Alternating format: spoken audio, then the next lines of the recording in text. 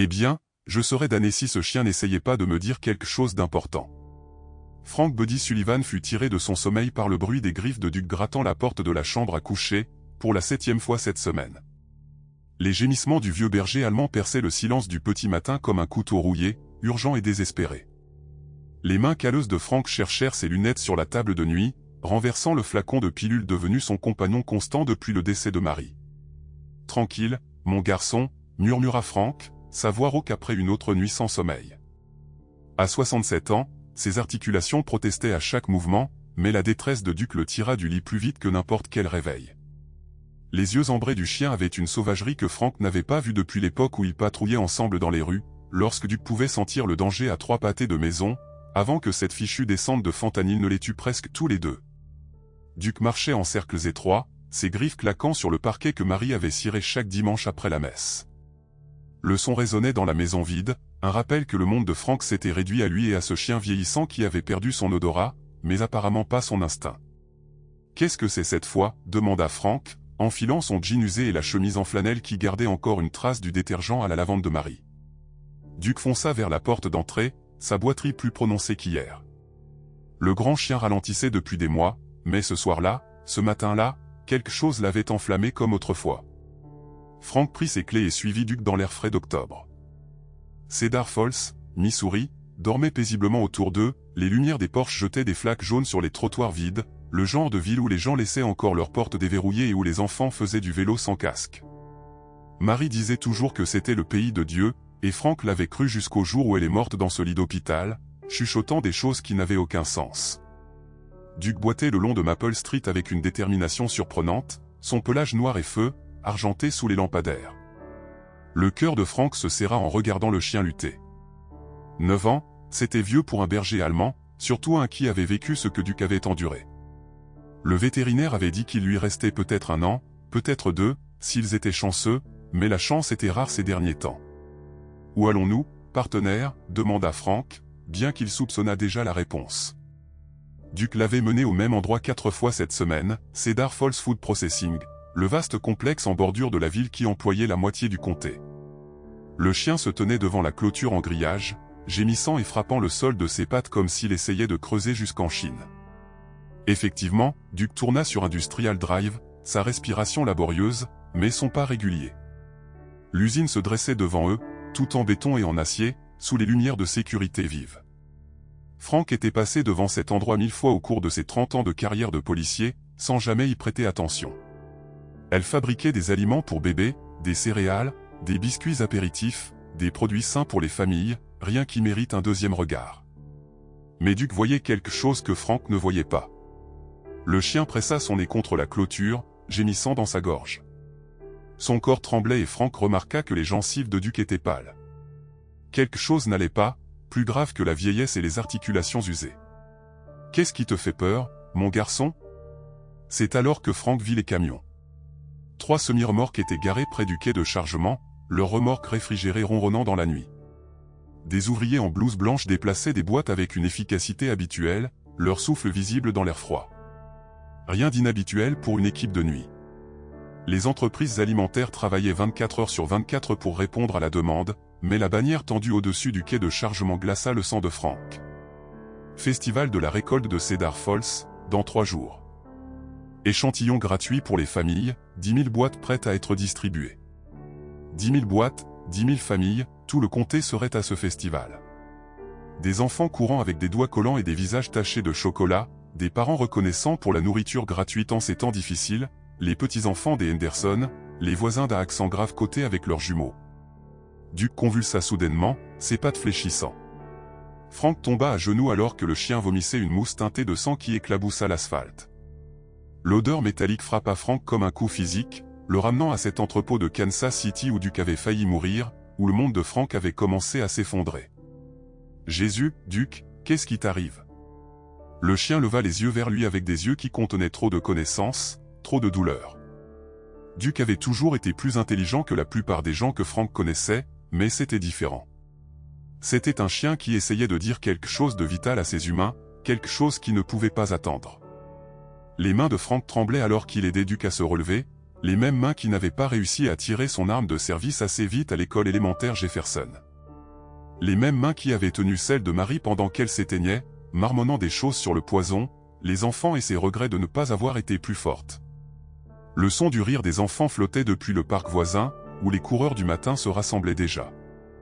De jeunes voix, innocentes et confiantes, comme les voix que Frank entendait encore dans ses cauchemars, celles qu'il n'avait pas pu sauver au moment crucial. « Viens, mon garçon », murmura Frank, la voix pleine d'une émotion qu'il ne pouvait nommer. « On va te ramener à la maison. » Mais alors qu'il s'éloignait de l'usine, Duke continua à regarder en arrière, gémissant avec ce qui ressemblait presque à du désespoir.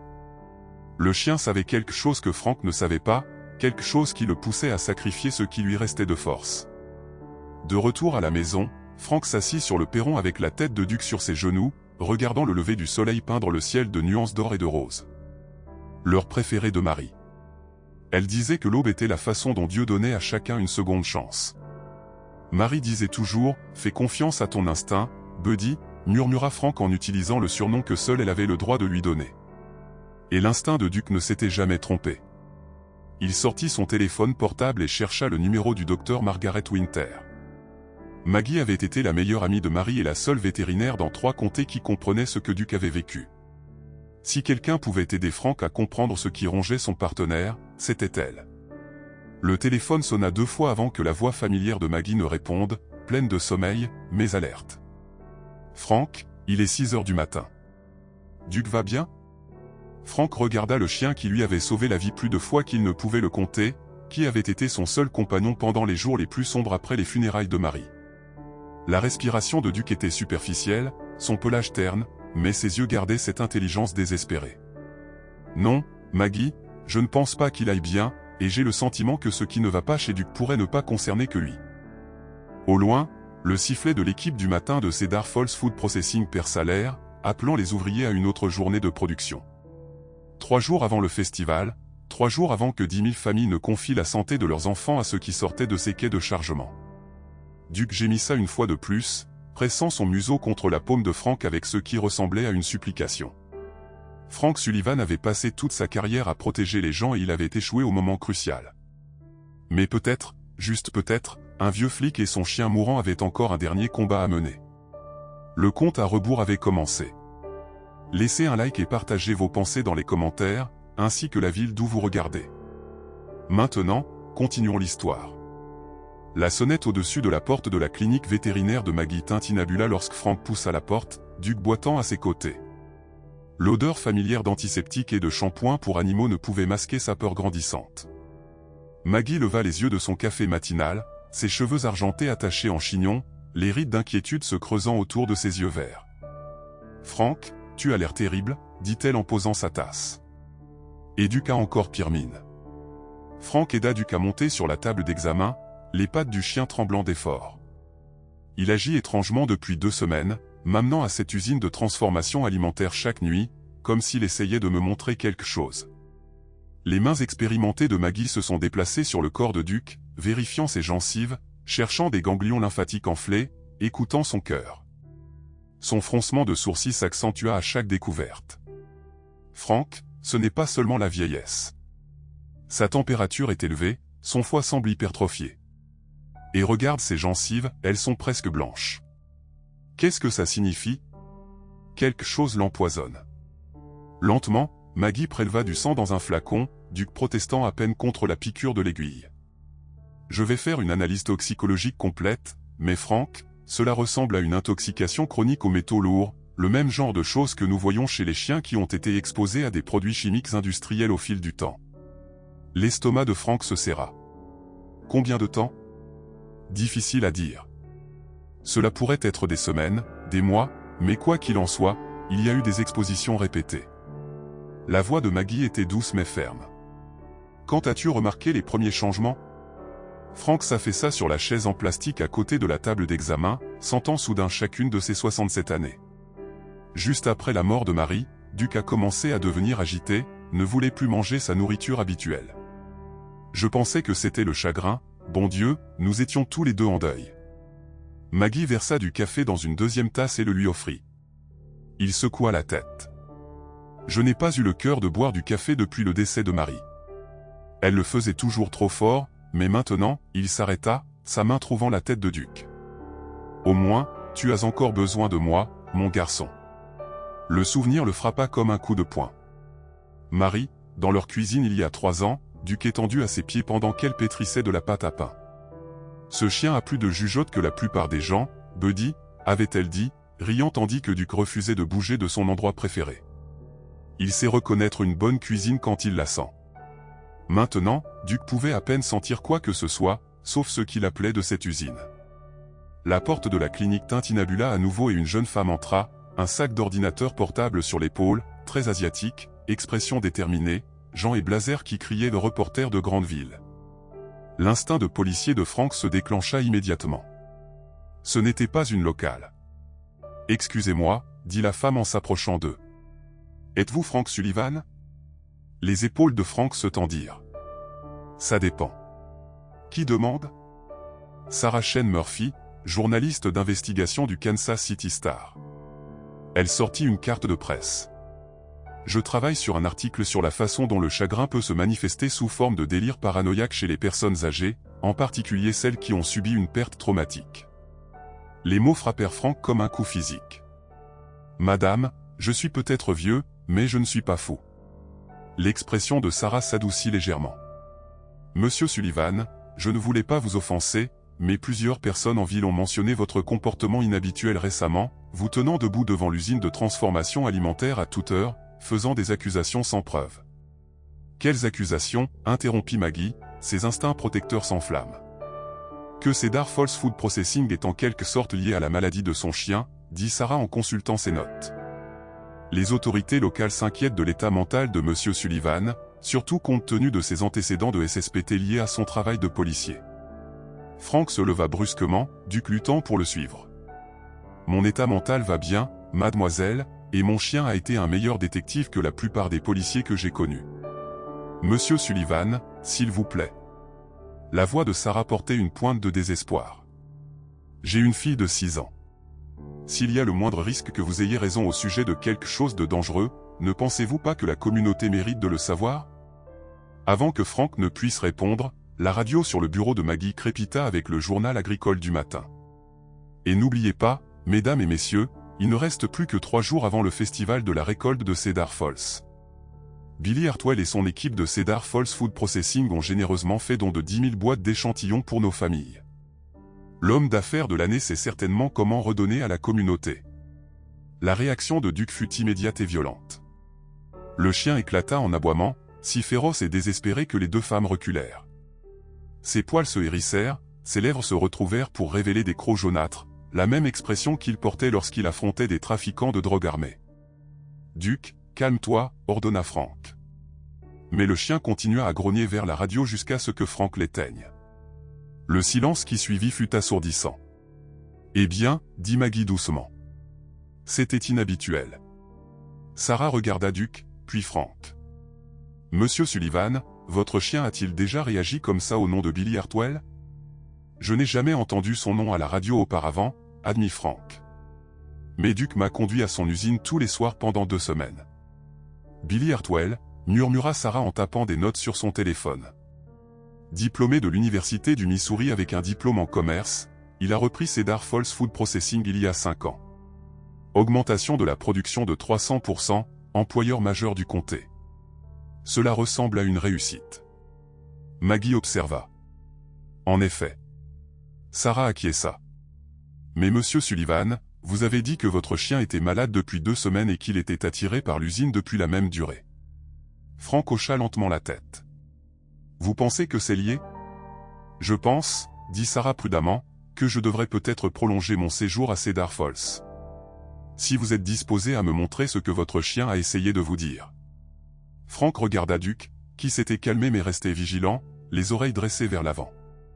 Les yeux du chien gardaient cette même intelligence désespérée, cette même urgence qui avait tiré Frank du lit chaque matin de cette semaine. À mon époque, on n'avait pas besoin d'équipements sophistiqués pour sentir le rat, dit Frank. On avait des partenaires comme Duc ici, qui pouvaient sentir les ennuis avant qu'ils ne nous mordent le derrière. Maggie rangea ses instruments d'examen avec une efficacité habituelle. Frank, j'aurai les résultats de la toxicologie ce soir. Mais quoi qu'il affecte Duke, il y a été exposé régulièrement, et s'il est attiré par cette usine, alors c'est peut-être là qu'il l'a attrapé. Sarah termina. Le soleil du matin pénétrait par les fenêtres de la clinique, projetant de longues ombres sur la salle d'examen. Dehors, Cedar Falls s'éveillait à une autre journée ordinaire. Les parents préparaient les déjeuners de leurs enfants, les ouvriers poinçonnaient leurs cartes à l'usine, les familles faisaient des projets pour le festival du week-end, ignorant qu'un vieux flic et son chien mourant étaient la seule chose qui se dressait entre eux et quelque chose qui ne pouvait être vu, ni touché, mais qui empoisonnait lentement tout ce qu'il touchait. 3 jours avant le festival, dit Frank doucement. 3 jours, répéta Sarah.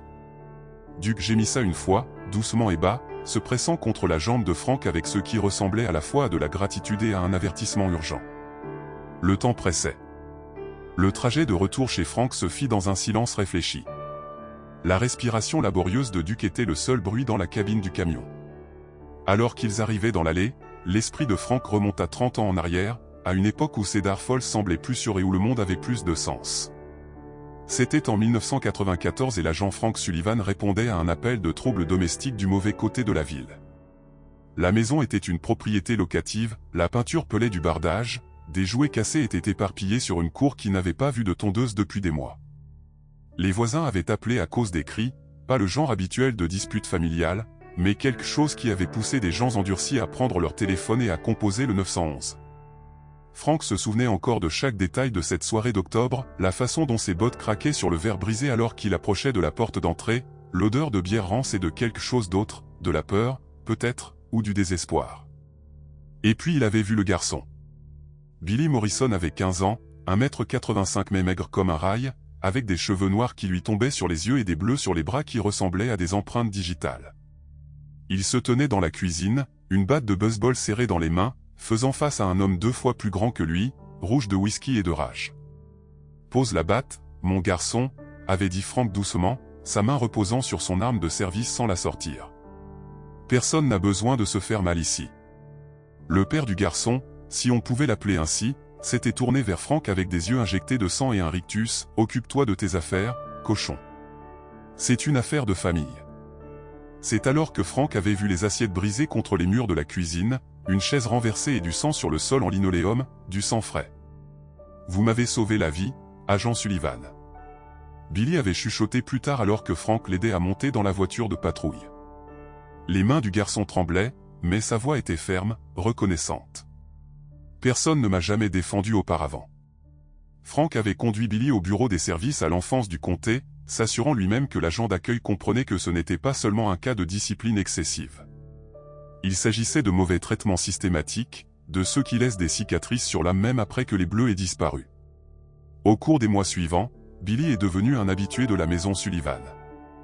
Marie préparait des portions supplémentaires pour le dîner, sachant que Frank pourrait ramener le garçon de quelques placements en famille d'accueil qui ne fonctionnaient pas. Il lui avait donné une clé de leur maison, lui avait dit qu'il avait toujours un endroit sur où atterrir.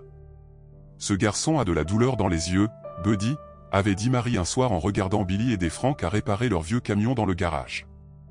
Mais l'amour peut guérir cela, l'amour et le temps. Billy était intelligent, ambitieux, avide d'une vie meilleure. Il s'asseyait à leur table de cuisine pour faire ses devoirs pendant que Marie faisait des biscuits, posant des questions à Frank sur le travail de police, la justice et la façon dont les bonnes personnes pouvaient faire la différence dans le monde. Frank avait vu le potentiel chez le garçon, le genre de potentiel qui vient de la survie de l'enfer et du choix d'être meilleur. Mais le système était intervenu.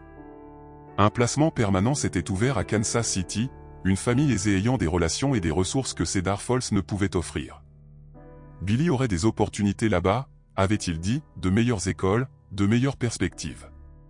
Frank pouvait encore voir le visage de Billy le jour où il lui avait parlé du placement.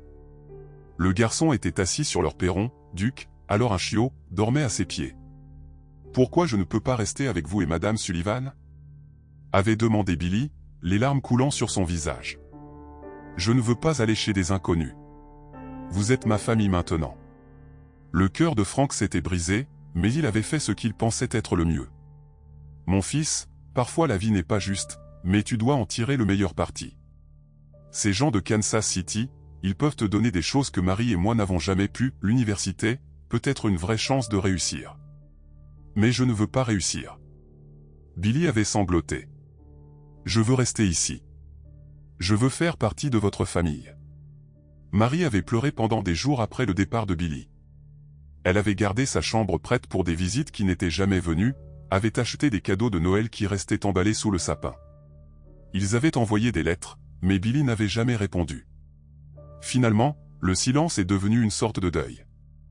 Maintenant, assis dans son camion devant la maison où Billy s'était autrefois senti en sécurité, Frank essaya de concilier ce garçon brisé de 15 ans avec l'homme d'affaires prospère qu'il avait rencontré à l'usine. Billy était devenu beau et confiant, portant des costumes coûteux et commandant le respect. Tout ce que Frank avait espéré pour le garçon s'était réalisé. Alors pourquoi Duke avait-il réagi au nom de Billy comme s'il faisait face à une menace? Frank aida Duke à sortir du camion, les mouvements du chien plus lents qu'ils ne l'avaient été ce matin-là. À l'intérieur de la maison, Frank se versa un verre d'eau et se tenait à la fenêtre de la cuisine en regardant l'érable où Billy avait l'habitude de s'asseoir et de lire les après-midi d'été. « Tu te souviens de ce garçon, n'est-ce pas, Duke ?» demanda Frank. Duke n'était qu'un chiot lorsque Billy vivait avec eux. Mais les chiens se souvenaient des choses. Ils se souvenaient de la gentillesse et ils se souvenaient de la peur. Duke gémit doucement, se pressant contre les jambes de Frank. Le nez du chien, ce qui restait de sa fonction, se contracta vers le placard de la cuisine où Frank gardait la nourriture pour chien.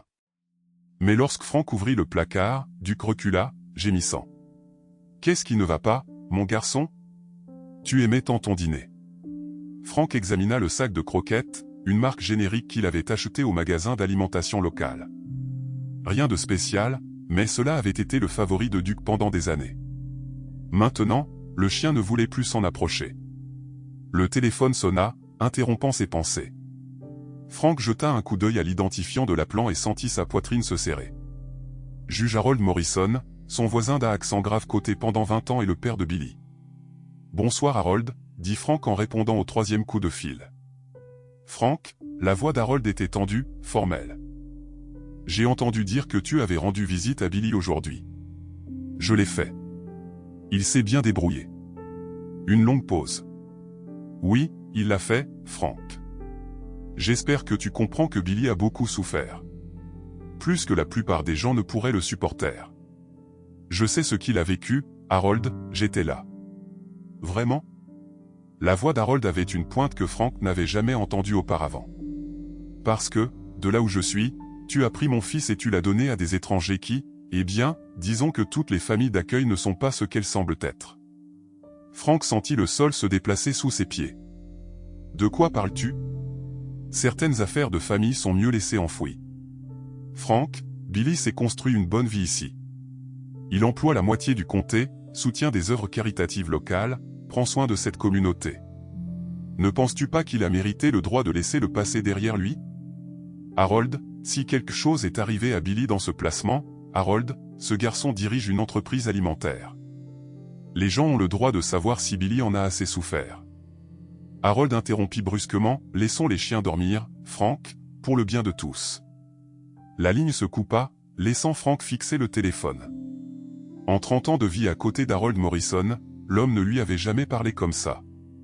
Froid, distant, presque menaçant. Duke gémit à nouveau, pressant son museau contre la main de Frank. Les yeux du chien avaient cette même intelligence désespérée, ce même besoin urgent de communiquer quelque chose que Frank ne pouvait pas comprendre. « Qu'est-il arrivé à ce garçon, Duke ?» murmura Frank. « Qu'est-il arrivé à Billy à Kansas City? Et pourquoi personne n'en parle ?» Dehors, le soleil se couchait sur Cedar Falls, peignant le ciel de nuances d'orange et de rose. Dans 2 jours, 10 000 familles se rassembleraient au festival de la récolte, reconnaissantes pour la nourriture gratuite et la générosité de l'histoire à succès de leur ville natale. Mais Duke savait quelque chose que Frank ne savait pas, quelque chose qui poussait un chien mourant à sacrifier sa force restante pour avertir la communauté qui avait autrefois tourné le dos à un garçon effrayé de 15 ans.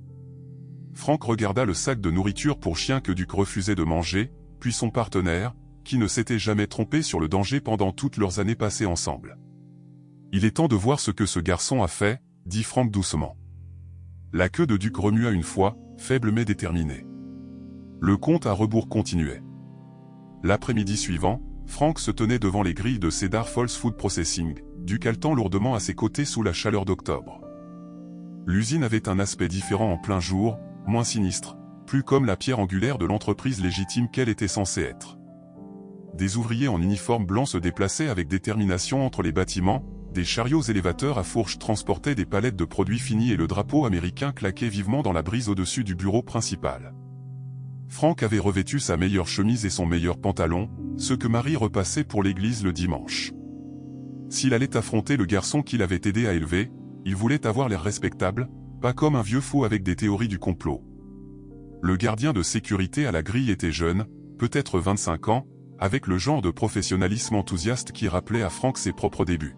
« Puis-je vous aider, monsieur ?»« Je suis là pour voir Billy Hartwell, » dit Franck en gardant le ton ferme.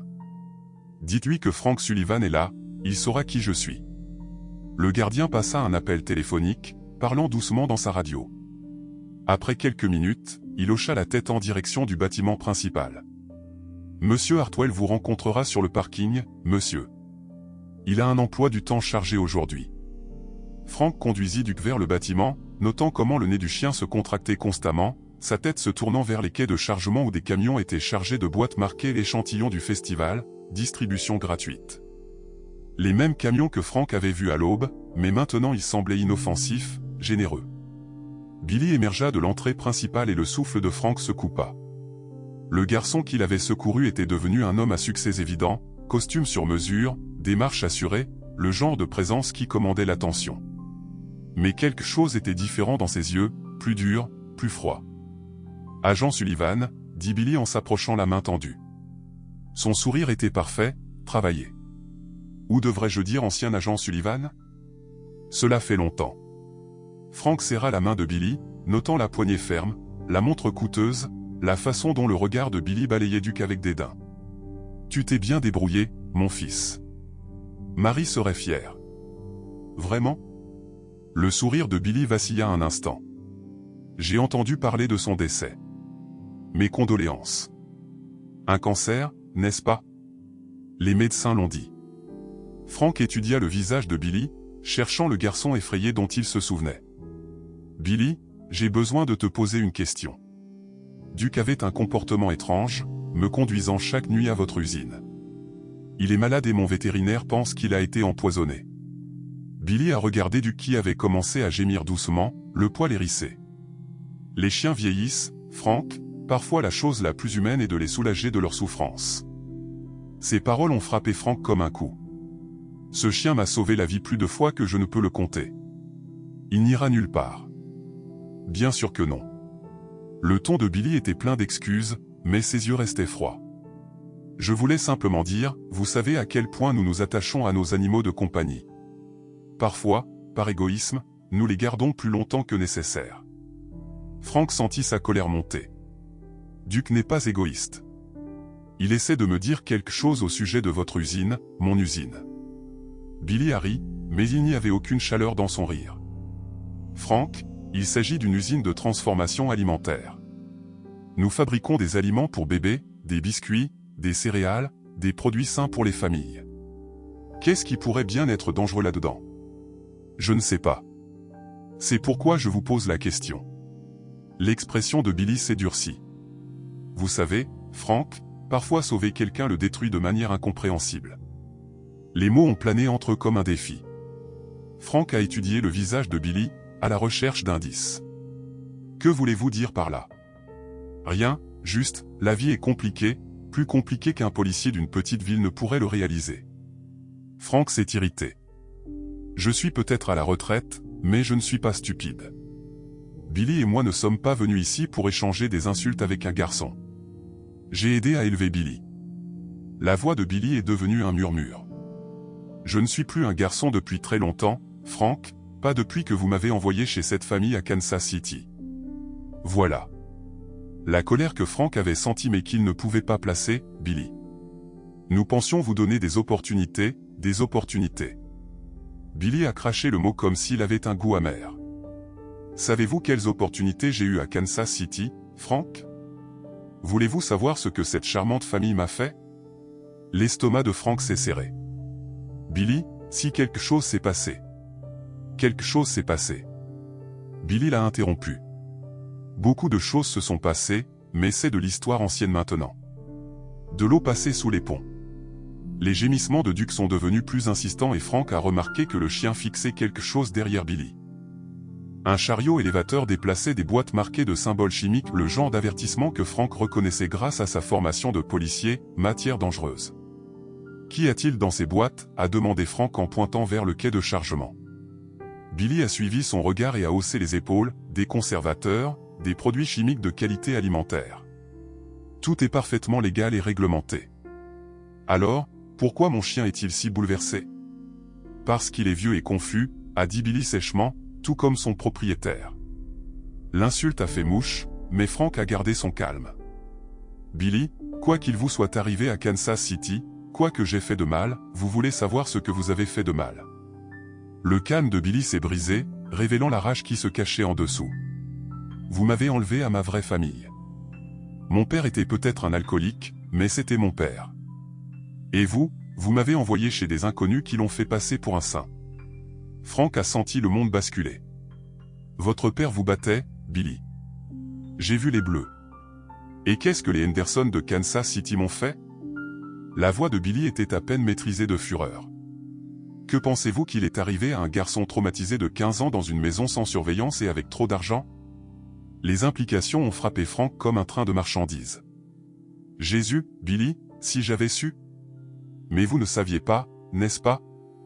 Vous avez simplement pris une décision concernant ma vie sans me demander ce que je voulais, vous et votre femme parfaite dans votre petite maison parfaite, jouant les sauveurs avec un enfant blessé. Frank a regardé le visage de Billy se transformer sous l'emprise de la douleur passée et de la colère présente. Je suis désolé, fils, je le suis vraiment, mais cela n'explique pas pourquoi mon chien est malade. Billy a semblé se reprendre, se redressant la cravate et forçant son sourire à revenir en place. Votre chien est malade parce qu'il est vieux, Frank, et franchement, vous aussi. Les gens en ville parlent. Ils s'inquiètent pour votre état mental. Quelle personne? Des citoyens préoccupés, des amis, des gens qui se soucient de vous mais qui pensent qu'il est peut-être temps que vous receviez de l'aide, une aide professionnelle.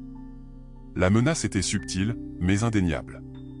Frank a ressenti un frisson qui n'avait rien à voir avec l'air d'octobre. Vous me menacez, Billy? J'essaie de vous aider, Frank, de la même manière que vous avez essayé de m'aider il y a toutes ces années. Le sourire de Billy était froid comme l'hiver.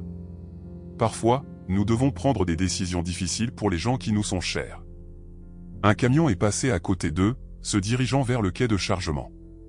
Frank a aperçu le chauffeur, un homme nerveux qui ne cessait de regarder les fûts de produits chimiques qui étaient chargés aux côtés des boîtes de nourriture.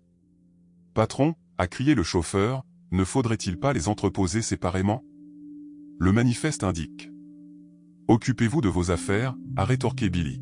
« Chargez simplement le camion. » Le chauffeur a haussé les épaules et a continué à travailler, mais Frank a remarqué sa réticence. Les gémissements de Duc ont atteint un crescendo et le chien a commencé à trembler violemment. C'est alors que Sarah est apparue à la barrière, appareil photo à la main. Elle avait pris des photos de l'opération de chargement et son visage était pâle de concentration. « Monsieur Sullivan » a-t-elle appelé en s'approchant rapidement, « qu'est-ce que vous enquêtez exactement ici ?» Frank a regardé Billy, dont l'expression était devenue meurtrière.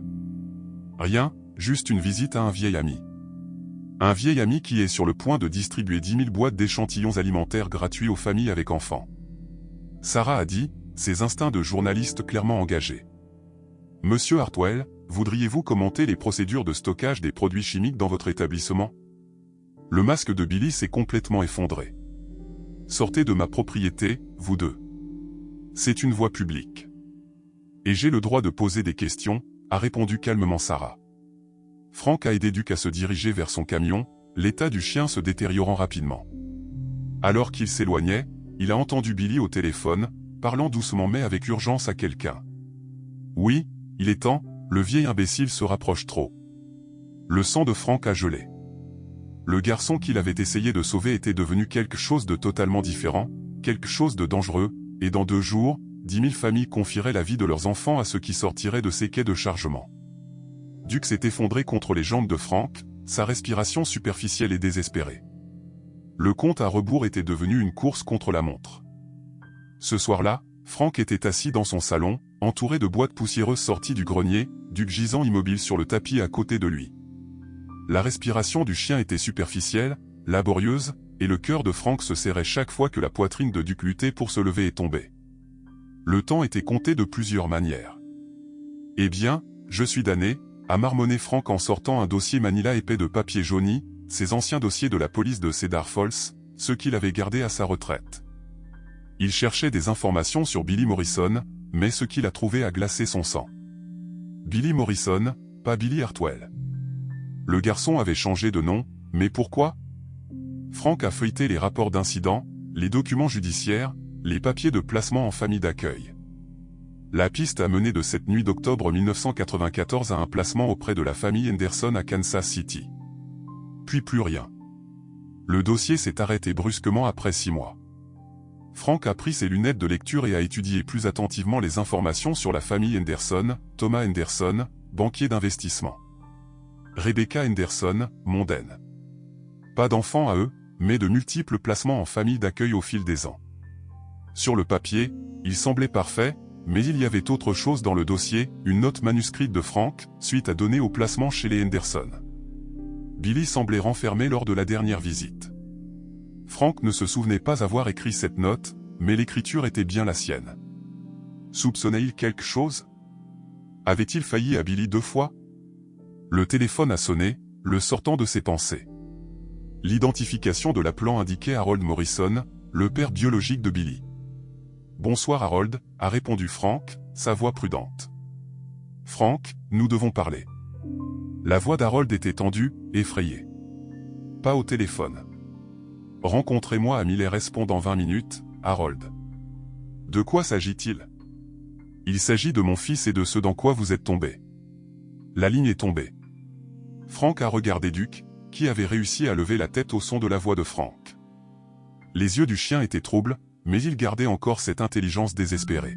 « Allez, mon garçon, un dernier voyage. » L'étang de Miller était situé à la périphérie de la ville, un endroit tranquille où les adolescents venaient se garer et où les vieux venaient pêcher.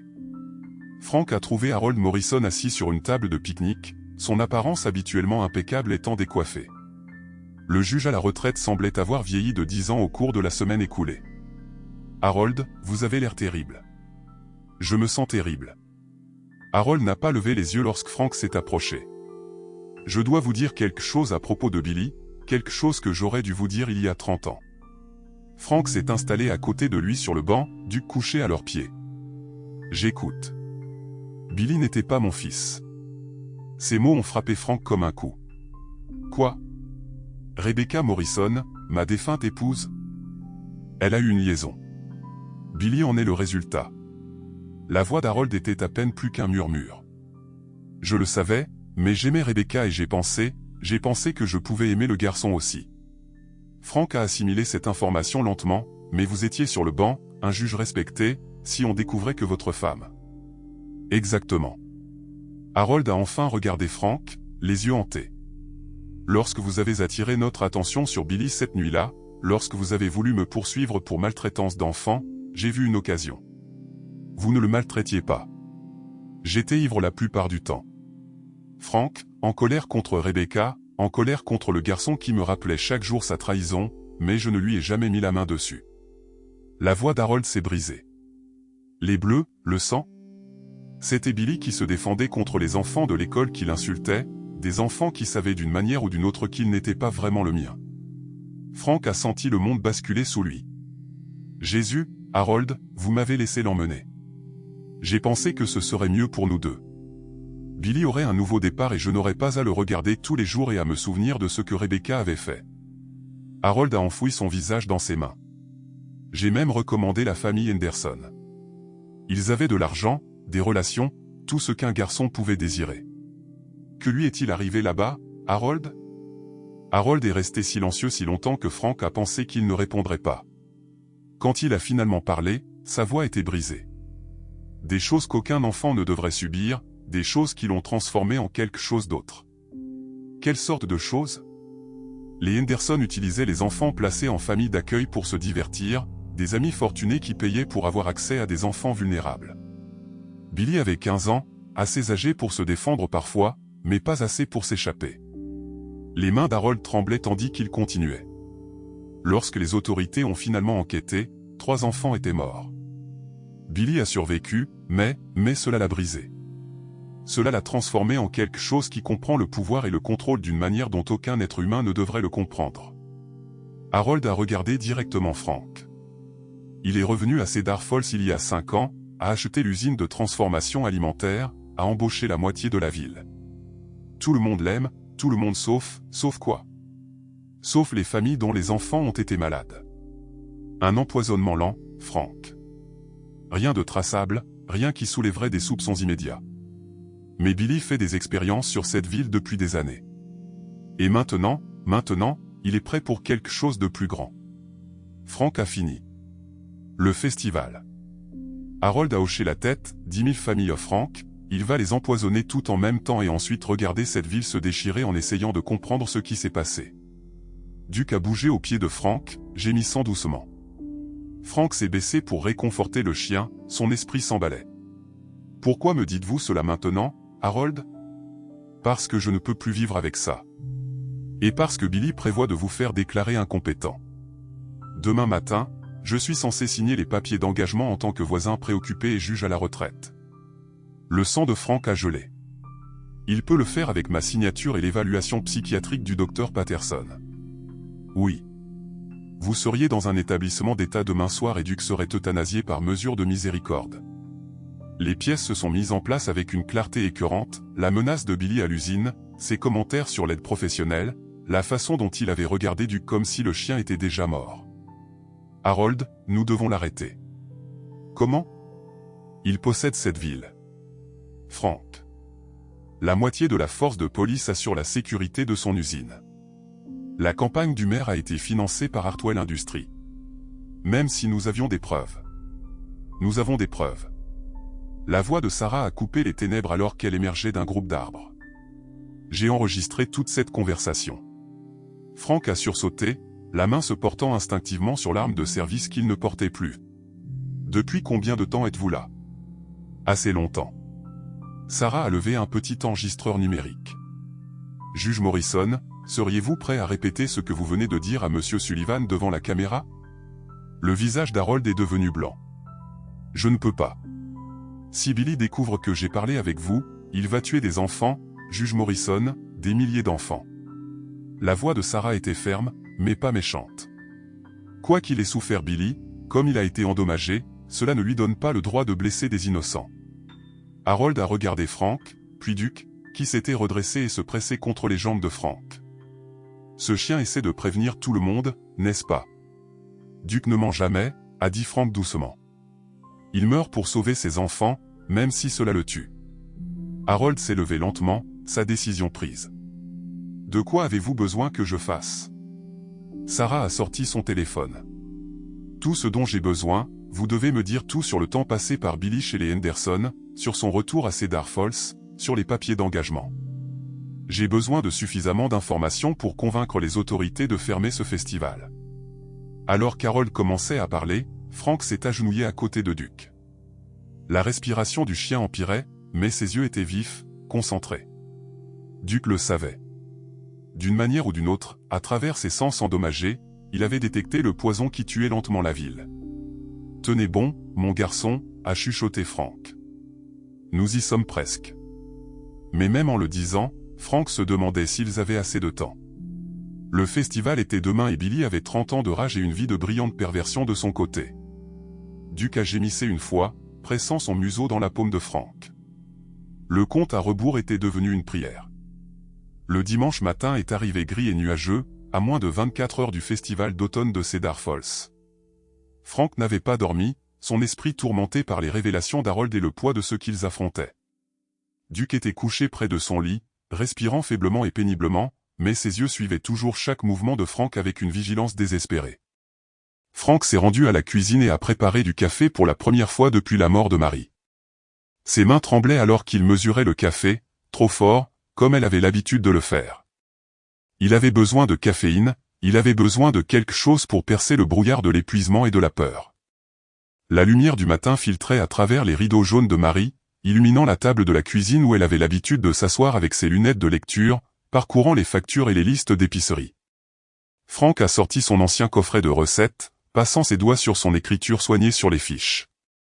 quelque part dans sa mémoire embrumée de chagrin, il y avait quelque chose d'important sur les derniers jours de Marie, quelque chose sur le fait qu'elle soupçonnait les approvisionnements alimentaires locaux. C'est alors qu'il l'a trouvé, caché derrière sa recette préférée de tarte aux pommes, un petit carnet dans l'écriture soignée de Marie. Les pages étaient remplies de dates, de symptômes et de noms de familles locales dont les enfants avaient été malades. 15 octobre, jumeaux Henderson âgés de 4 et 6 ans, grippe intestinale qui a duré 3 semaines. 22 octobre, Sarah Chen, fille de Murphy, Emma, épisode ressemblant à des crises. 3 novembre, Walmart a jeté des boîtes de céréales ouvertes au goût métallique. 10 novembre, Billy Hartwell a rendu visite, a posé des questions sur les dossiers de police de Frank. Le sang de Frank a gelé lorsqu'il a lu entrée après entrée. Marie avait suivi un schéma de maladie chez les enfants de Cedar Falls et elle soupçonnait les approvisionnements alimentaires locaux. La dernière entrée datait de 2 semaines seulement avant sa mort. Les niveaux de produits chimiques dans les échantillons d'aliments locaux dépassent les limites de sécurité de 300%. Billy sait que je sais que Frank ne me croira pas, dit-il. Je vois des schémas qui n'existent pas. Que Dieu me vienne en aide. Et si j'ai raison? La tasse à café de Frank a glissé de ses doigts sans force, se brisant sur le sol de la cuisine. Marie n'était pas morte d'un cancer. Elle avait été assassinée parce qu'elle s'était trop approchée de la vérité. Son téléphone a vibré avec un texto de Sarah, rendez-vous au restaurant urgence. Frank a aidé Duke à se relever, tous les deux se déplaçant lentement, tous les deux fonctionnant plus sur la détermination que sur la force. L'air du matin était vif, emportant le parfum de fumée de bois des cheminées et la légère odeur chimique qui semblait planer sur la ville comme une malédiction. Le restaurant de Betty était situé sur la rue principale, en face du parc, où les préparatifs du festival étaient déjà en cours. Des ouvriers en uniforme de transformation alimentaire de Cedar Falls installaient des tables de distribution, empilant des boîtes marquées « Échantillons familiaux gratuits » en rangées soignées.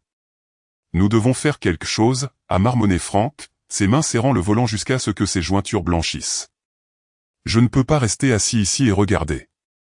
Sarah était à l'arrière, travaillant toujours sur son téléphone, essayant tous les contacts qu'elle avait dans les forces de l'ordre, les médias et le gouvernement.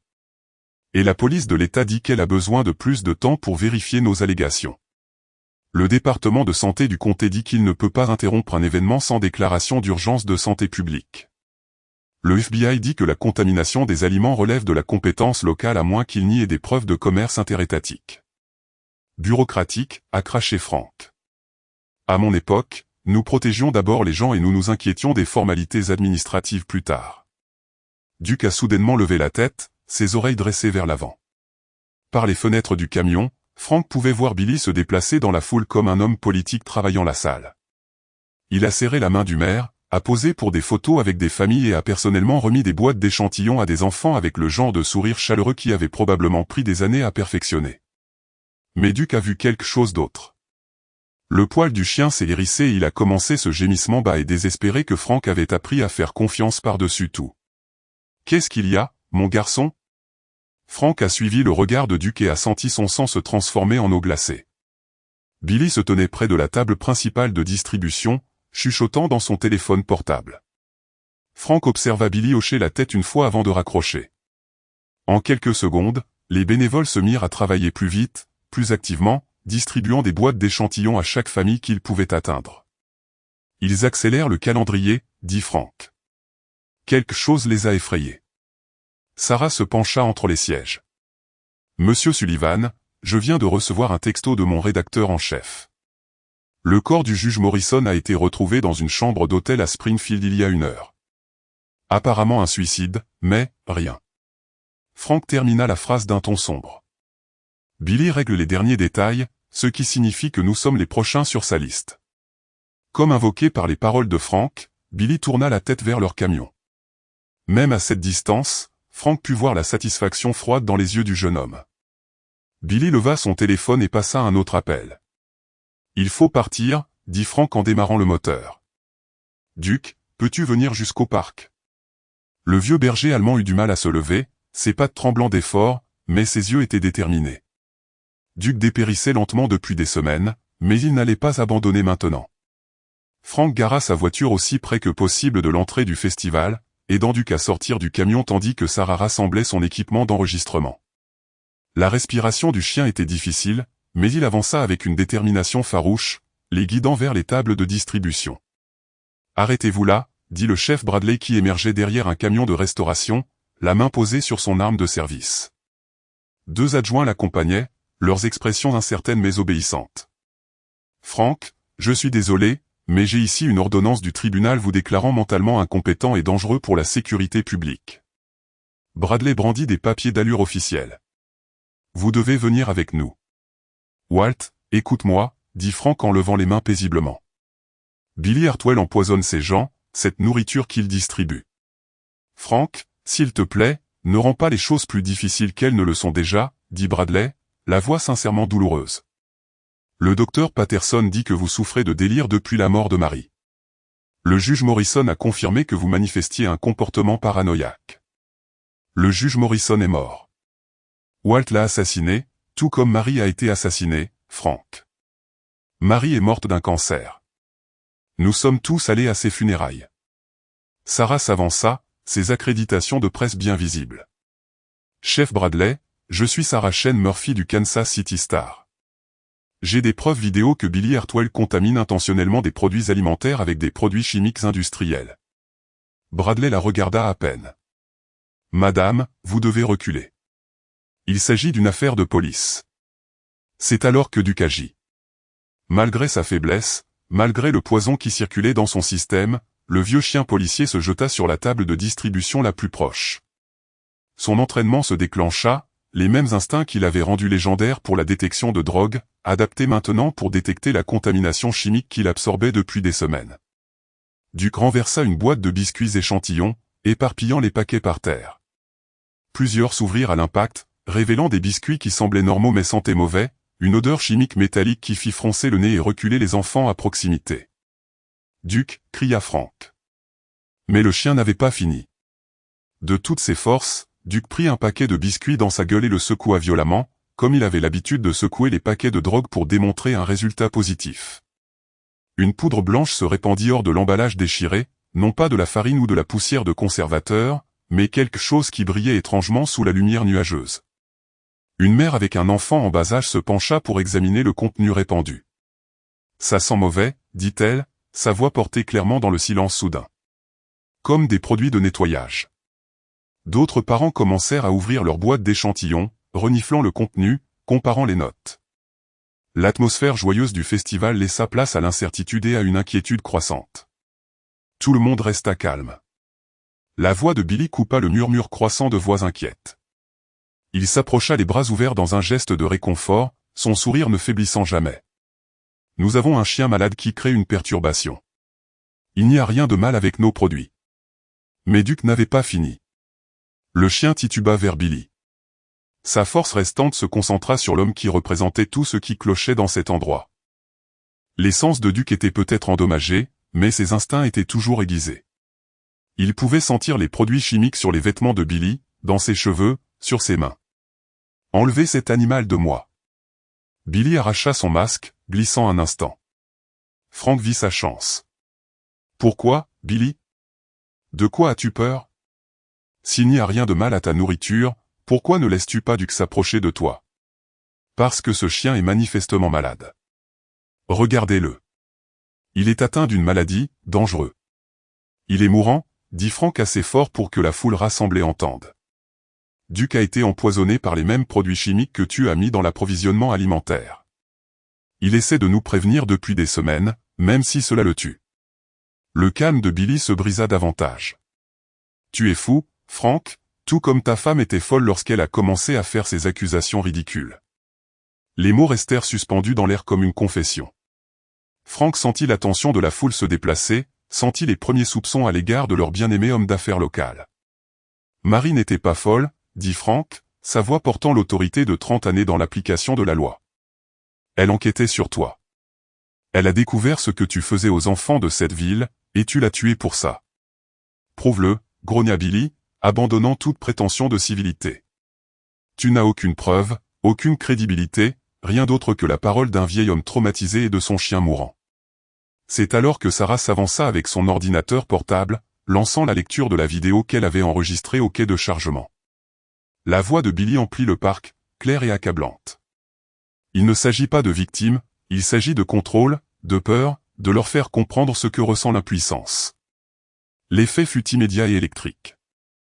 Les parents serrèrent leurs enfants plus fort, les bénévoles du festival s'éloignèrent des tables de distribution et la main du chef Bradley se porta instinctivement vers son arme. Mais cette fois, elle n'était pas pointée sur Frank. Cette vidéo est fausse, cria Billy, mais sa voix était désespérée, perdant la confiance Polly qui avait trompé toute une ville. Manipulé numériquement. Duke choisit ce moment pour s'effondrer. La patte du vieux chien lâcha simplement et il tomba lourdement à côté des biscuits éparpillés, sa respiration rapide et superficielle. Frank tomba à genoux à côté de son partenaire, berçant la tête de Duke sur ses genoux. « Ça va, mon garçon » murmura Frank, les larmes coulant sur son visage. « Tu l'as fait. Tu les as sauvés. » La foule se rapprocha et Frank leva les yeux pour voir des centaines de visages fixant le chien policier mourant qui avait tout sacrifié pour protéger leurs enfants. Les parents pleuraient, les enfants posaient des questions auxquelles leurs parents ne pouvaient répondre, et le poids de la vérité finissait par briser des années de tromperie. Billy recula vers sa Mercedes, les yeux fous de panique et de rage. « Vous ne comprenez pas » cria-t-il à la foule. « Vous ne comprenez pas ce que c'est que d'être impuissant, d'être brisé par des gens qui étaient censés vous protéger. » Le chef Bradley s'avança, son arme maintenant dégainée. « Billy Hartwell, vous êtes arrêté. » Mais Billy courait déjà, se frayant un chemin à travers la foule vers le parking. Frank regarda Duke, dont les yeux étaient encore alertes malgré son corps défaillant. « Va le chercher, Walt, dit Frank doucement. Termine ce que Duke a commencé. » Le compte à rebours avait finalement atteint 0. Le chaos qui suivit la fuite de Billy du festival se déroula comme un cauchemar au ralenti. Frank s'agenouilla à côté de Duke sur le sol froid, la respiration du chien devenant plus laborieuse à chaque instant, tandis qu'autour d'eux, la communauté de Cedar Falls commençait à comprendre l'ampleur de ce qui avait failli arriver. Le chef Bradley donna des ordres à sa radio tandis que ses adjoints sécurisaient les échantillons de nourriture contaminée. Les parents serrèrent leurs enfants, beaucoup d'entre eux pâles, réalisant à quel point ils avaient failli connaître le désastre. L'atmosphère du festival avait complètement disparu, remplacée par des sirènes hurlantes et le chaos contrôlé d'une intervention d'urgence. Frank, apparut le docteur Margaret Winters à ses côtés, son sac vétérinaire à la main. Elle était au festival avec ses propres petits-enfants lorsque Duke s'était effondré.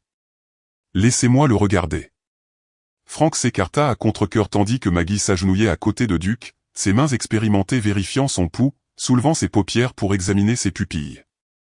Son expression était sombre mais pas désespérée. « Il est en détresse sévère, dit-elle doucement. Mais il se bat encore. Il faut l'emmener immédiatement à la clinique. Il pourrait y avoir des traitements qui peuvent l'aider, mais nous manquons de temps. » « Il ne partira pas, dit Frank, la voix épaisse d'émotion. Pas tant que ce n'est pas terminé. » Comme pour prouver les dires de Frank, Duke leva faiblement la tête, ses yeux suivant l'agitation autour d'eux. Malgré son corps défaillant, les instincts du vieux chien policier étaient toujours aiguisés. Il attendait quelque chose. Sarah apparut de l'autre côté de Frank, son téléphone collé à son oreille. La police d'État a mis en place des barrages routiers sur toutes les grandes autoroutes. Billy n'ira pas loin. Mais Frank n'était pas si sûr. Billy planifiait cela depuis 5 ans, tissant des liens, créant des solutions de rechange. Un homme qui pouvait tromper toute une ville pendant une demi-décennie ne serait pas facilement attrapé. C'est alors que le téléphone de Frank sonna. L'identifiant de l'appelant affichait son propre numéro de ligne fixe, Frank Sullivan. Il répondit prudemment, « Allô ?» Frank, dit la voix de Billy, calme à nouveau, maîtrisée, comme si la crise de larmes au festival ne s'était jamais produite. « Je suis chez toi, assis dans la cuisine de Marie. » En fait, elle avait un goût si exquis pour les rideaux. Le sang de Frank se transforma en eau glacée. « Que veux-tu, Billy ? » « Je veux que tu comprennes quelque chose, Frank. Ce qui m'est arrivé à Kansas City n'était pas de ta faute, mais ce n'était pas non plus de la mienne. Parfois, les gens brisés brisent les autres gens. C'est comme ça que le monde fonctionne. Billy, cela n'a pas besoin de se terminer ainsi. Tu peux encore quoi? Obtenir de l'aide, trouver la rédemption. » Le rire de Billy était creux. « Frank, je suis mort à l'intérieur depuis que j'ai 15 ans. Ce que tu as vu aujourd'hui n'était que mon cadavre, l'admettant enfin. » Par téléphone, Frank entendit des mouvements, le bruit d'armoires qui s'ouvraient et se fermaient. « Que fais-tu dans ma maison? » Je cherche quelque chose que Marie a laissé derrière elle. Elle était très méticuleuse dans son enquête. Tu sais, des caméras cachées ont enregistré des conversations, des analyses chimiques d'échantillons alimentaires. Elle a tout documenté. Le cœur de Frank s'arrêta. Marie avait été plus prudente qu'il ne l'avait réalisé, plus préparée. Tu l'as tuée pour ça. Je l'ai tuée parce qu'elle allait ruiner 5 ans de travail. Sais-tu combien il est difficile d'empoisonner lentement toute une communauté sans que personne ne le remarque? Cela demande de la patience, de la planification, un dosage précis. La voix de Billy portait une note de fierté. Marie menaçait de le révéler avant que je sois prêt pour le grand final. Sarah prenait frénétiquement des notes, enregistrant la conversation sur son téléphone. Le chef Bradley était revenu de la coordination des efforts de recherche et écoutait attentivement, le visage pâle à la réalisation qu'ils avaient affaire à quelque chose de bien pire qu'une simple contamination alimentaire. Billy, pourquoi les enfants? Ils ne t'ont jamais fait de mal. Parce que la douleur se propage, Frank, comme un virus. Les gens de Cedar Falls m'ont élevé dans leurs églises, m'ont appris la communauté et l'attention, puis m'ont remis à des monstres sans hésiter. Ils ont besoin de comprendre ce que c'est que de regarder un puissant tandis que l'innocence est détruite. Duke remua dans les bras de Frank, ses oreilles se dressant au son de la voix de Billy au téléphone. Malgré sa faiblesse, les instincts protecteurs du chien étaient toujours en marche. Il essaya de se lever, gémissant de frustration face à son propre corps défaillant. « Calme-toi, mon garçon », murmura Frank, puis il parla au téléphone. « Billy, tu as ce que tu voulais. Tu as blessé cette ville, leur as montré ce que c'est que l'impuissance. Pourquoi ne pas simplement disparaître? Recommencer ailleurs. Parce que ce n'est pas fini, Frank. Le festival n'était que le commencement, la phase 1. La voix de Billy prit une qualité excitée, maniaque. J'ai passé 5 ans à cartographier les réseaux de distribution alimentaire de 3 États. Des produits contaminés sont déjà dans les épiceries, les cantines scolaires, les cuisines des hôpitaux. Le festival devait être la révélation spectaculaire, mais ton chien mourant a gâché le timing. L'ampleur du plan de Billy frappa Frank comme un coup physique. Pas seulement Cedar Falls, pas seulement le Missouri. 3 états de nourriture contaminée déjà distribués, déjà consommés par des familles sans méfiance. Jésus-Christ, Billy, combien de gens, une estimation prudente, peut-être 50 000 expositions initiales. La beauté réside dans la réaction retardée. Les symptômes n'apparaîtront pas avant des semaines, et d'ici là, les produits contaminés seront consommés et éliminés. Aucune trace de preuve. Sarah était maintenant sur son 2e téléphone, essayant frénétiquement de joindre les autorités fédérales. Le chef Bradley coordonnait avec la police d'État pour lancer un rappel massif de nourriture, mais Frank savait qu'il était peut-être déjà trop tard. Billy, il est encore temps d'arrêter ça. Dis-nous quel produit, quel centre de distribution. Pourquoi le ferais-je? C'est mon chef-d'œuvre, Frank, mon héritage. Chaque enfant qui tombe malade, chaque parent qui regarde impuissant tandis que son enfant souffre, ils comprendront ce que tu m'as fait subir. Duke fit un son que Frank n'avait jamais entendu auparavant. Une partie gémissement, une partie grognement, une partie, quelque chose d'autre complètement. Le chien essayait de communiquer quelque chose d'urgent, quelque chose qui dépassait sa capacité à s'exprimer en langage humain. « Qu'est-ce qu'il y a, mon garçon ?» demanda Frank. C'est alors qu'il comprit que Duke ne faisait pas que suivre l'odeur de Billy ou réagir à sa voix. Le chien sentait quelque chose d'immédiat, quelque chose de dangereux. « Billy », dit Frank prudemment.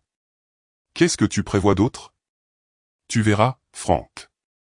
Cedar Falls va avoir une dernière leçon d'impuissance.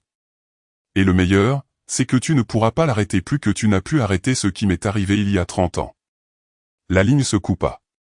Frank regarda le parc, les familles qui digéraient encore ce qu'elles avaient appris, les intervenants d'urgence qui travaillaient à sécuriser les échantillons de nourriture contaminée, les enfants qui n'avaient aucune idée de combien ils avaient failli être empoisonnés. « Il n'a pas fini, » dit Frank au chef Bradley. Quoi qu'il prévoie, le festival n'était que l'acte d'ouverture. Bradley hocha la tête sombrement. La police d'État a trouvé sa voiture abandonnée à 3000 au sud de la ville. Il est à pied maintenant, mais il pourrait être n'importe où. Duke lutta à nouveau, réussissant cette fois à mettre ses pattes avant sous lui. L'effort le laissa haletant et tremblant, mais ses yeux étaient fixés sur quelque chose au loin. Frank suivit le regard du chien vers le château d'eau sur la colline surplombant Cedar Falls, la principale réserve d'eau de la ville. Oh mon Dieu, souffla Frank. Il va empoisonner l'eau. La réalisation frappa tout le monde en même temps. Billy n'avait plus besoin de distribuer de nourriture contaminée. S'il pouvait introduire ces produits chimiques dans le réseau d'alimentation en eau municipale, chaque personne à Cedar Falls serait exposée en quelques heures. L'usine de traitement, dit le chef Bradley, courant déjà vers sa voiture de patrouille.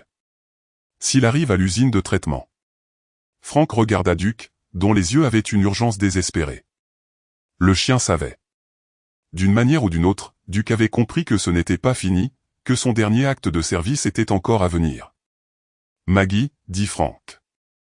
Peux-tu le maintenir stable un peu plus longtemps? Frank, il a besoin d'un traitement immédiat. Il doit terminer ça, dit Frank en soulevant doucement Duke dans ses bras. Nous le devons tous les deux. Le compte à rebours avait repris et cette fois, il pourrait ne pas y avoir de seconde chance. L'usine de traitement des eaux de Cedar Falls était située sur une colline surplombant la ville, ses structures en béton et ses clôtures en grillage conçues davantage pour la fonction que pour la beauté. Frank était passé des milliers de fois devant elle au cours de ses années de policier, sans jamais imaginer qu'il se précipiterait vers elle dans une tentative désespérée de sauver sa communauté de la vengeance finale d'un fou. La voiture de patrouille du chef Bradley menait le convoi, suivi du camion de Frank, avec Duke à peine conscient sur le siège passager, et la voiture de location de Sarah fermant la marche.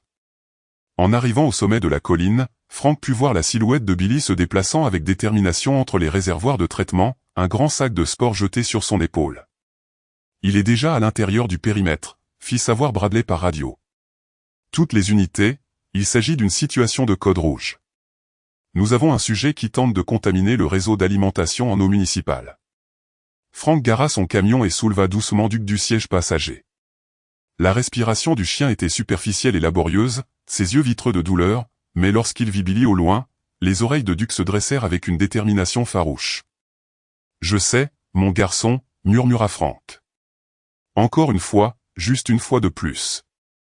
La porte principale de l'usine de traitement avait été coupée, le gardien introuvable. L'estomac de Frank se serra lorsqu'il aperçut la veste de l'uniforme du gardien jetée près de l'entrée. Billy avait été méticuleux dans sa préparation. « Frank, vous devez rester en arrière », appela le chef Bradley. « C'est une affaire de police maintenant. »« Cet homme a détruit mon partenaire et assassiné ma femme », répondit Frank, sa voix portant l'autorité de 3 décennies dans l'application de la loi. « Je ne reste nulle part. » Duke remua dans les bras de Frank, levant la tête pour suivre les mouvements de Billy. Malgré son corps défaillant, l'entraînement du vieux chien policier était resté intact. Il pouvait sentir le danger, sentir les produits chimiques que Billy s'apprêtait à jeter dans le réseau d'alimentation en eau qui desservait 20 000 personnes. Billy leva les yeux de son travail alors qu'il s'approchait, son visage étrangement calme. Il avait ouvert son sac de sport à côté du réservoir de traitement principal, révélant des contenants des mêmes produits chimiques industriels qu'ils avaient trouvés à l'usine de transformation alimentaire, assez de poison pour contaminer l'approvisionnement en eau de toute la ville pendant des semaines. « Vous êtes trop tard », appela Billy, sa voix portée clairement à travers l'étendue de béton. « J'ai déjà introduit le premier lot. Dans environ 6 heures, chaque robinet de Cedar Falls débordera du même cocktail qui tue votre chien. »« Billy, ne fais pas ça », cria Frank en retour. « Ces gens ne t'ont jamais fait de mal. Leurs enfants ne t'ont jamais fait de mal. »« Si, si, » dit Billy, son rire perçant et amer. Chaque adulte de cette ville savait quel genre d'homme était mon père. Chaque enseignant, chaque voisin, chaque membre de l'église. Ils savaient tous que j'étais blessé, et ils ont tous choisi de détourner le regard jusqu'à ce qu'il devienne pratique de me confier à des étrangers. Le chef Bradley et ses adjoints s'étaient positionnés autour du périmètre, mais Billy occupait le terrain élevé et avait déjà démontré sa volonté de tuer. Un mauvais mouvement pourrait entraîner la contamination de toute la réserve d'eau. « Ce n'est pas vrai, Billy, » dit Frank, essayant de garder sa voix calme et raisonnable.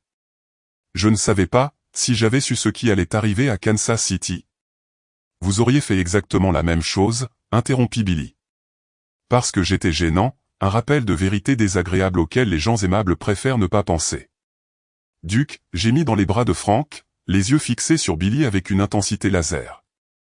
Le chien essayait de communiquer quelque chose, une dernière information qui pourrait faire la différence entre le salut et le désastre. « Qu'est-ce qu'il y a, mon garçon » demanda Frank doucement. Le nez de Duke trembla faiblement, ses sens endommagés essayant toujours de traiter les signatures chimiques autour d'eux. Puis Frank comprit. Duke ne détectait pas seulement le poison que Billy s'apprêtait à jeter. Il détectait autre chose, quelque chose qui n'appartenait pas à Billy. Frank, appela Frank. Où est le gardien? Qu'est-ce que tu lui as fait? L'expression de Billy vacilla avec quelque chose qui ressemblait peut-être à de la culpabilité. Il est vivant, attaché dans la salle de contrôle. Je ne suis pas un monstre, Frank. Si, tu le es, dit la voix de Sarah qui coupa la tension alors qu'elle émergeait derrière un bâtiment de stockage, son téléphone enregistrant tout. Tu es exactement le genre de monstre que tu prétends détester. Tu fais du mal à des innocents parce que tu es trop brisé pour guérir. Le calme soigneusement entretenu de Billy se brisa. Vous ne savez pas de quoi vous parlez. Vous ne savez pas ce que c'est que d'avoir 15 ans et d'être complètement impuissant tandis que des adultes qui prétendent se soucier de vous remettent à des prédateurs. Vous avez raison, dit Sarah en se rapprochant.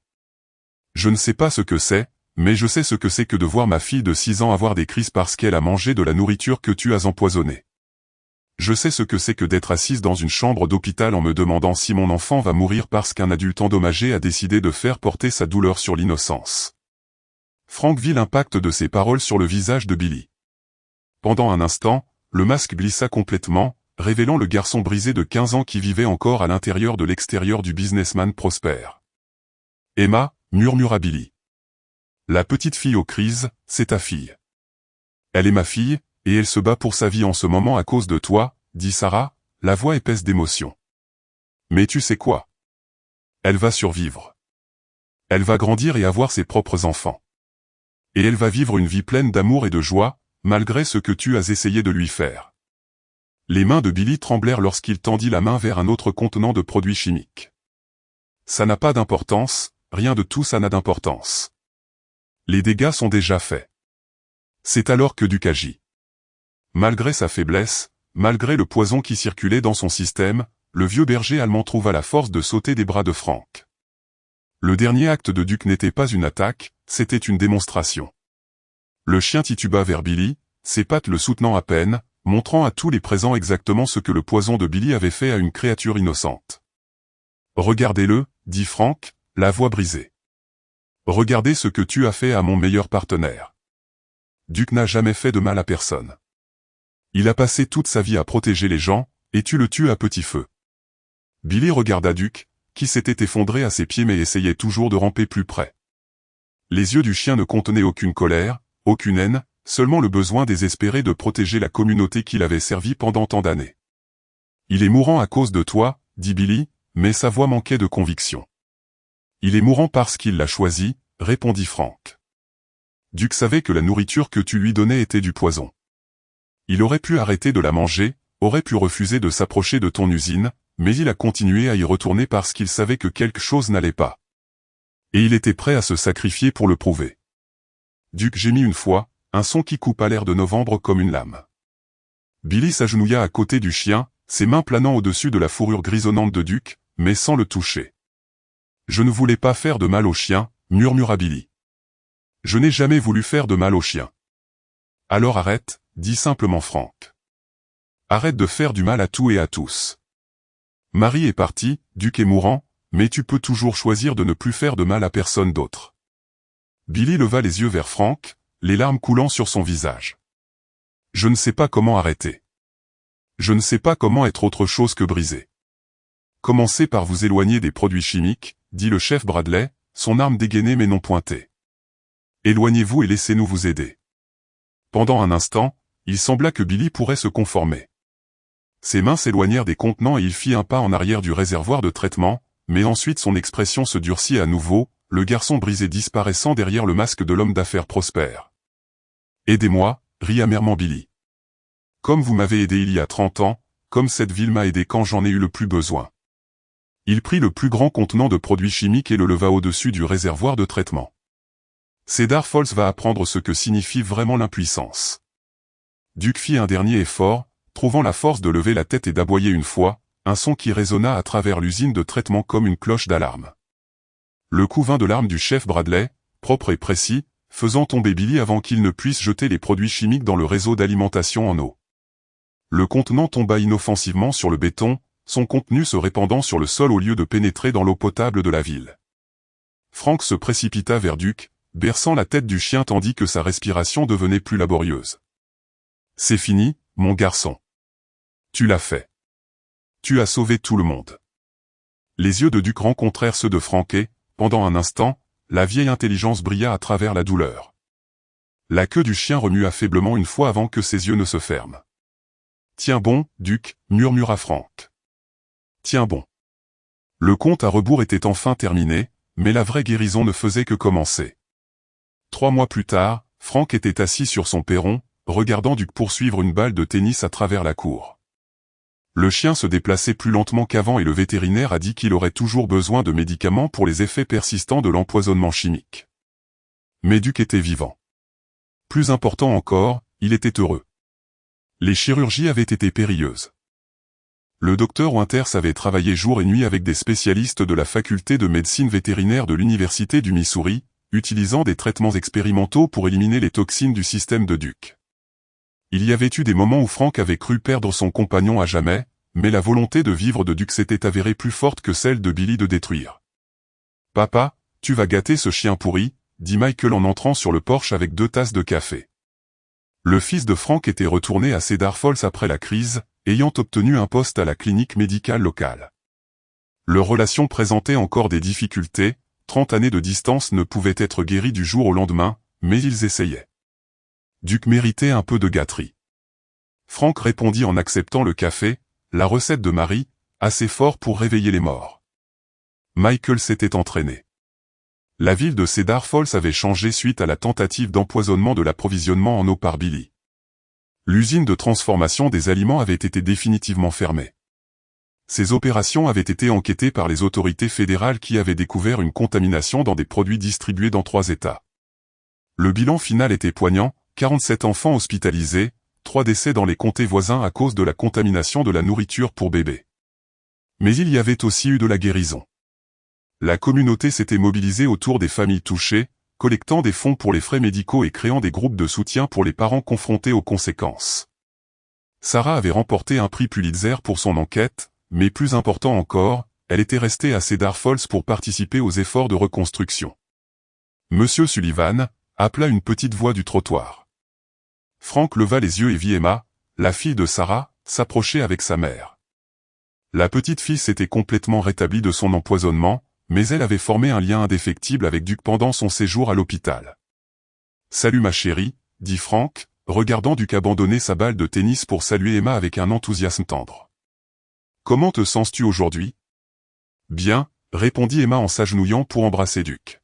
« Maman dit que Duke est un héros. »« Duke est un héros », acquiesça Frank, la voix pleine d'émotion, le meilleur type de héros, celui qui protège les personnes qu'il aime. Sarah les rejoignit sur le porche, son expression pensive. Les enquêteurs fédéraux ont terminé leur rapport. Ils ont trouvé des preuves que Billy planifiait cela depuis plus d'une décennie, en commençant par des tests à petite échelle sur les aliments pour animaux avant de passer aux aliments humains. Frank hocha la tête sombrement. Duke a probablement commencé à tomber malade à cause de sa propre nourriture en premier.